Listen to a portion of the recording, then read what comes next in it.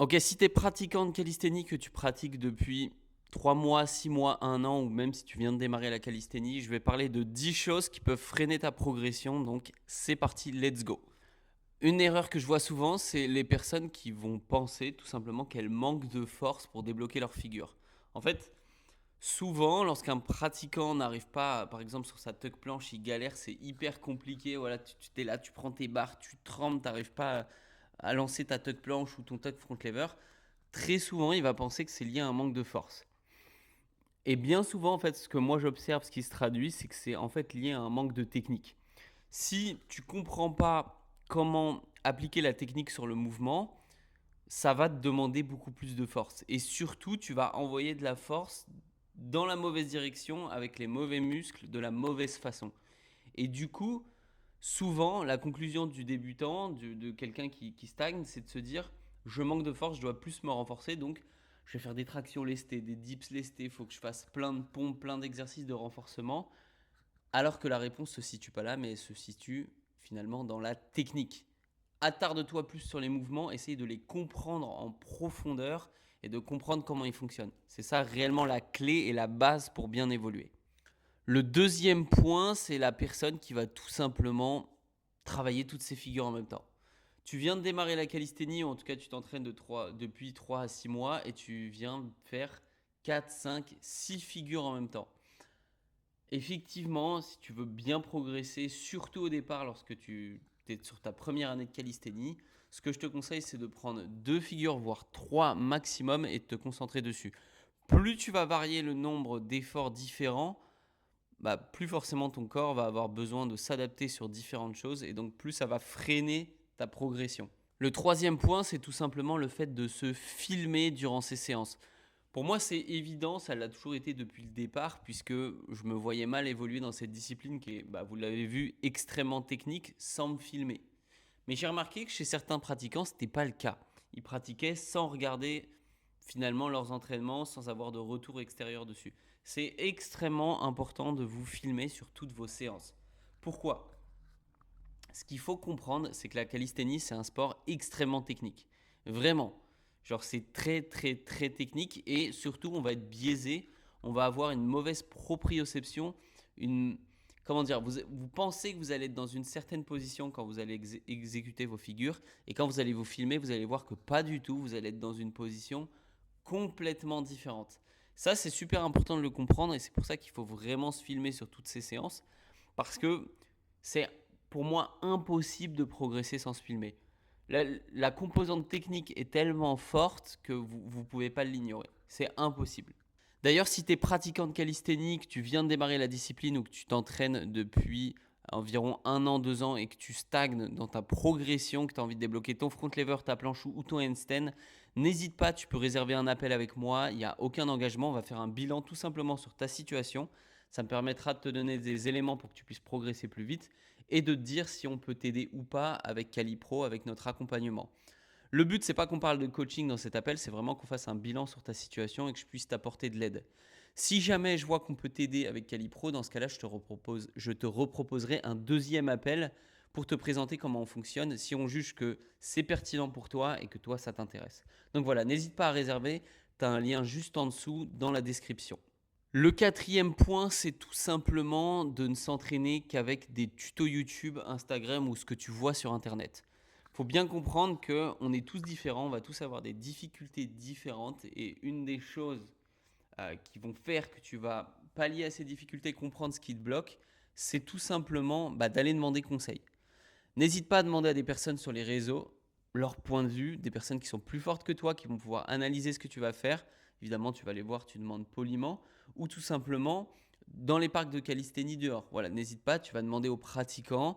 euh, S'il y a un mec fort dans le parc, à la salle, peu importe, tu lui demandes ce qu'il en pense, comment d'analyser ce que tu fais et ce que tu pourrais améliorer. C'est vraiment sous-estimé, je trouve, parce qu'aujourd'hui, on a une ère où voilà, on a toutes les informations sur Internet. Le problème, c'est qu'on a tout et son contraire, et surtout, c'est toujours très généraliste. Ça va jamais te correspondre à 100%. Donc vraiment, n'hésite pas à aller demander de l'aide.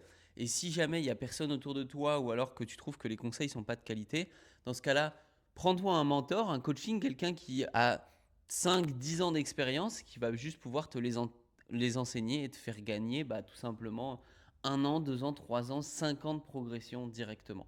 Le 5e point, c'est les gens qui pensent qu'ils ont besoin tout simplement de se renforcer, de faire de la musculation ou de faire des sports de renforcement pendant des mois et des mois.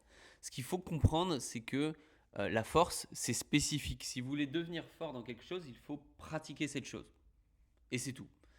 Bien sûr, il faut le faire intelligemment. Ça ne veut pas dire que dès le départ, vous devez tenter des straddle planches, des full planches, des front levers et vous blesser. Ce n'est pas le but de mon message. Ce que je veux dire, c'est que si vous voulez devenir fort en planche, en handstand, en front lever, il faut les pratiquer.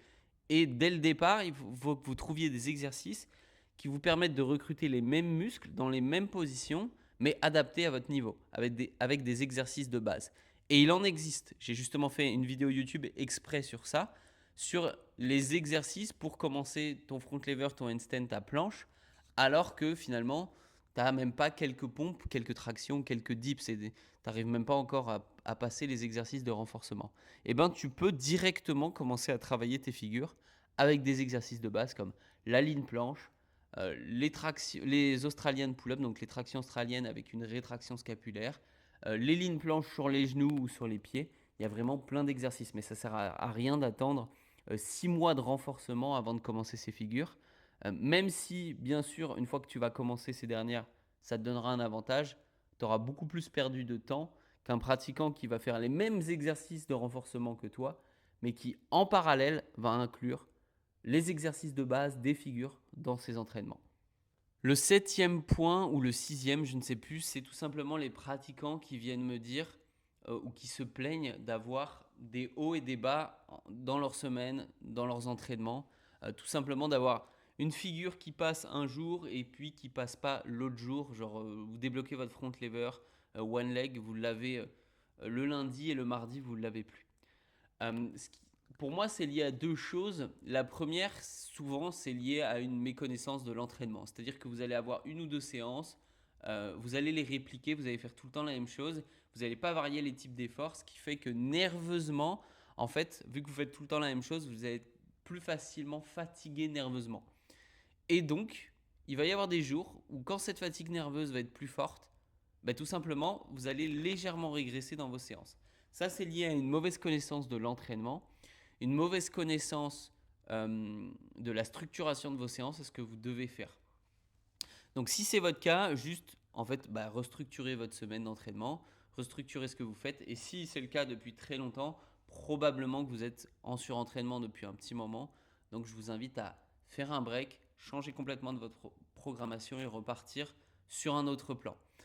Mais ça peut être aussi lié au fait que, effectivement, c'est normal d'avoir certains hauts et bas durant vos semaines d'entraînement, durant vos mois. C'est normal, ça fait partie du jeu. Normalement, ce n'est pas censé arriver très souvent, mais même avec une très bonne programmation, ça peut arriver de temps en temps. Et là, c'est extrêmement simple. Il faut juste que vous mettiez en tête que en fait, vous devez vous en foutre. Vous n'êtes pas là pour performer durant vos entraînements, vous êtes là pour vous entraîner.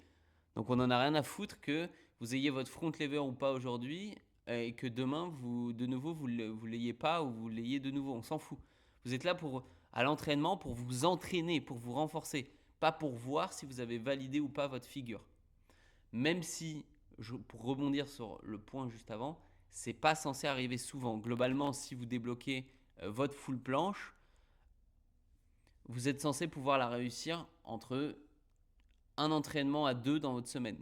Et ça, toutes les semaines. Si ce n'est pas le cas et que vous voyez que souvent il y a une semaine où vous l'avez, une semaine après vous ne l'avez pas, là par contre, il peut y avoir des raisons techniques, structurelles dans votre programmation, votre fatigue, votre récupération qui doivent être étudiées. Et le dernier point sur lequel je veux rebondir, qui est pour moi un point fondamental, c'est de ne pas comprendre que vous ne devez pas vous entraîner pour les figures. Vous devez vous entraîner, et ça rejoint vraiment le point d'avant, pour vous entraîner. Juste pour suivre le process. En fait, débloquer vos figures, c'est le résultat final. C'est ce que vous allez voir, ça va être le visuel et c'est gratifiant quand vous les avez, c'est trop bien. Mais vous ne devez pas vous entraîner pour ça. Votre seul objectif, ça doit être d'avoir les séances les plus productives possibles. Et parce que vous avez comme objectif d'avoir les séances les plus productives, les plus poussées, où vous mettez le plus d'énergie possible, vous êtes concentré sur améliorer votre technique, améliorer ce que vous faites, Vous analysez vos tentatives, vous essayez de les améliorer techniquement, vous demandez conseil à droite à gauche. C'est parce que vous construisez tout ce processus, vous allez analyser et vous êtes concentré sur ce que vous devez faire à l'intérieur même de votre séance et pas sur ah aujourd'hui j'ai pas réussi ma planche ou aujourd'hui j'ai pas réussi mon front ou mon handstand, ça on s'en fout. C'est vraiment parce que vous vous concentrez sur ce processus que à la fin, parce que pendant un mois, 2 mois, 6 mois, un an, vous allez vous concentrer sur ce processus, alors vous allez débloquer vos figures. Et c'est pas l'inverse. C'est pas ah, je me concentre sur la figure et quand elle vient, alors je me mets à étudier ce que je dois faire. Non, c'est l'inverse. Passez votre temps à étudier ce que vous devez faire, à essayer de comprendre les processus, vous améliorer et en fait, de vous mettre le plus d'énergie possible dans vos séances, vous la donnez le plus possible. Et parce que vous faites ça, alors vous aurez les résultats que vous recherchez, mais pas l'inverse.